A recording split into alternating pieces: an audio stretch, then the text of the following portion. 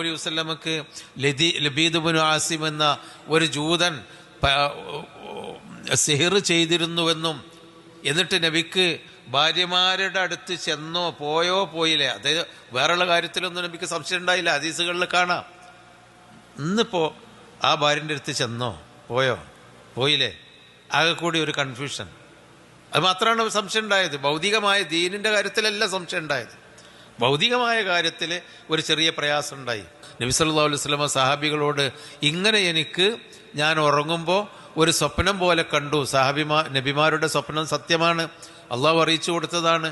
അങ്ങനെ ആ സ്വപ്നം പോലെ കണ്ടിട്ടുണ്ട്, നിങ്ങൾ ദർവാൻ കിണറ്റിൽ പോയി നോക്കി എന്ന് പറഞ്ഞു. അവർ പോയി നോക്കിയപ്പോൾ എന്തോ ചില അധികമായ വസ്തുക്കൾ, അതിൽ കാണാൻ പാടില്ലാത്ത വസ്തുക്കൾ കണ്ടു. അതിനെ പുറത്തെടുത്തു.